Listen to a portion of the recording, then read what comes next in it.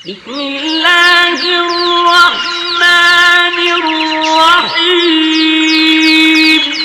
إن الدين عند الله الإسلام. Evidentemente los incrédulos no pueden producir un libro similar. Entonces el Corán baja y dice, produzcan entonces 10 suras, 10 capítulos, como los del Corán. Y evidentemente los incrédulos no pueden hacerlo. Entonces el desafío baja hasta decir, produzcan siquiera un capítulo, como el del Sagrado Corán. Y han pasado 1428 años y los incrédulos no han podido producir un capítulo similar. Y cuando decimos producir no es, como mencionamos anteriormente, imitar el estilo del Corán, sino producir un texto que contenga los milagros que contiene el Corán. Es decir, una legislación perfecta, que no tenga contradicción en sí misma y que pueda ser perfectamente aplicable en cualquier lugar, en cualquier tiempo, y que sea siempre justa para la sociedad. Eso es uno de los milagros que tiene el Corán. Otro de los milagros que tiene el Corán es la expresión en el texto de determinadas realidades científicas imposibles de conocer para el momento en el que fue revelado, como puede ser la ley en el que dice que cuando una persona es elevada en los cielos, sus pulmones se comprimen y no puede respirar. Y eso evidentemente era algo que en aquel entonces no podía saberse, que recién ahora con el conocimiento de la atmósfera se puede saber que esa descripción que en aquel momento se hacía y que no había manera científica de conocer en aquel momento, que es completamente real. Y de la misma manera cuando se hace la descripción en el Sagrado Corán de cómo es el desarrollo del embrión del ser humano dentro del útero de la madre, no había posibilidad en aquel momento de que existiera una observación real con algún instrumento para determinar ese desarrollo. Y estos son solamente algunos de los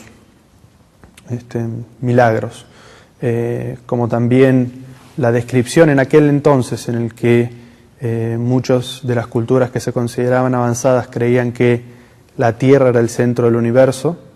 El Corán ya hablaba de que la Tierra era redonda y de que la Tierra tenía un satélite y de que esta Tierra y este satélite ya giraban en una órbita y de que este sistema solar giraba también en una órbita que pertenecía a una galaxia, ¿no? Subhanallah, conocimientos astronómicos que hasta no hace muy pocos años se han descubierto. Otro de los milagros que tiene el Sagrado Corán es que Allah Azza wa Jal lo ha hecho fácil para memorizar. Y este es un milagro que Allah Azza wa Jal le ha concedido solamente a este libro. El Corán es mucho más extenso que el Último Testamento. Y sin embargo, hasta ahora nosotros no conocemos un solo cristiano que memorice de principio a final el Nuevo Testamento, ¿no es cierto? Y sí conocemos muchísimos musulmanes y de muy corta edad que Allah les ha concedido memorizar el Sagrado Corán. Y es una ley en la cual Allah Azza wa Jal nos dice que Él ha facilitado la conservación y también la memorización del Sagrado Corán.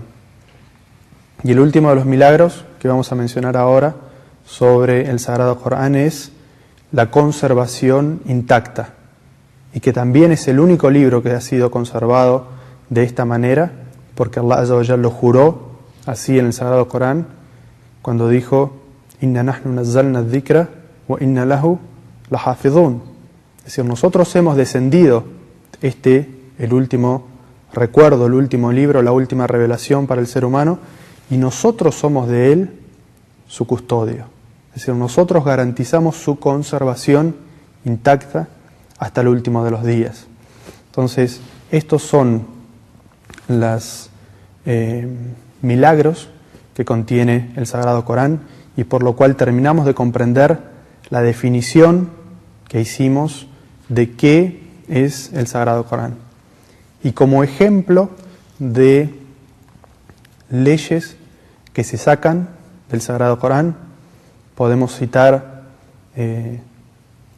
la ley que mencionamos anteriormente, que dice wa aqimus salah, la cual es una orden de Allah a la nación islámica de establecer o realizar en sus momentos prescriptos la oración.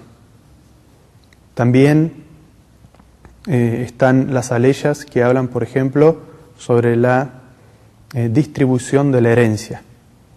La herencia fue estipulada en el Sagrado Corán cómo debe ser distribuida, para que no haya una distribución injusta acorde a las costumbres o la cultura de cada uno de los lugares, ya que en la época del profeta sallallahu alaihi wasallam, cuando descendió esta legislación en el Sagrado Corán, había una distribución muy injusta, no solamente de género, sino también generacional. El hijo mayor, primogénito, era el que recibía toda la herencia, y la mujer no recibía ninguna herencia, sino que al revés, la esposa era parte de lo que heredaban, de lo que se heredaba. Entonces, para impedir esta injusticia, fue de que la herencia es una de las cosas que está establecida en el Sagrado Corán, cómo debe ser distribuida entre los herederos del difunto. Esto es lo que podemos mencionar sobre la definición del Sagrado Corán y un ejemplo de una legislación que se saca del Sagrado Corán. Este es el final de la primera de las 3 charlas sobre las bases de la jurisprudencia, y las preguntas sobre este tema las dejamos para después del salah, inshallah. Bismillah, wa salatu salam ala rasulillah. En el nombre de Allah, clemente misericordioso, que la paz y las bendiciones sean con el profeta Muhammad sallallahu alaihi wasallam, con su familia y sus seguidores hasta el día del juicio final. Esta es la segunda parte de una charla sobre las bases de la jurisprudencia islámica. Dimos en la charla anterior la primera de las fuentes primarias, que es el Sagrado Corán, y un ejemplo de una ley derivada o extraída del Sagrado Corán. Ahora vamos a ver la segunda de las fuentes fundamentales o primarias del Islam, que es la Sunna. Cuando hablamos de Sunna, al igual que como hicimos con el Corán, vamos a dar una definición. Vamos a decir qué es la Sunna.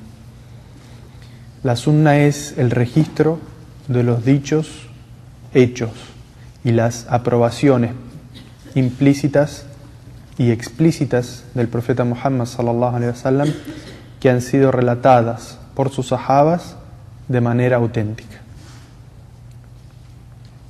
Entonces, repitiendo, es el registro de los dichos, los hechos y las aprobaciones implícitas y explícitas que hizo el profeta sallallahu alaihi wasallam y que fueron relatadas por sus compañeros de manera auténtica.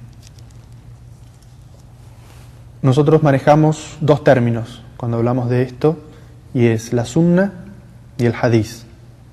El hadiz es el dicho del profeta Muhammad sallallahu alaihi wasallam, una transmisión oral del profeta Muhammad sallallahu alaihi wasallam.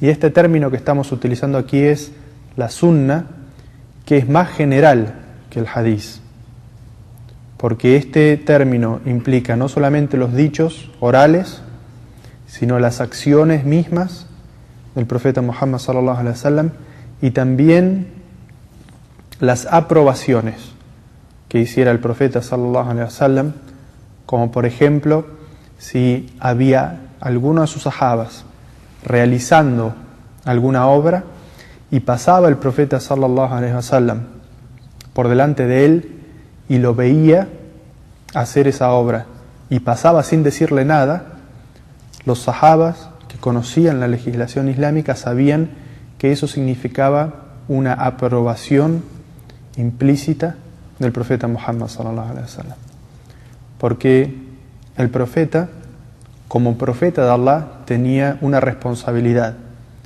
que era que si él veía algo que se estaba haciendo mal, él no podía retrasar la evidencia a los sahabas de que ese acto que se estaba haciendo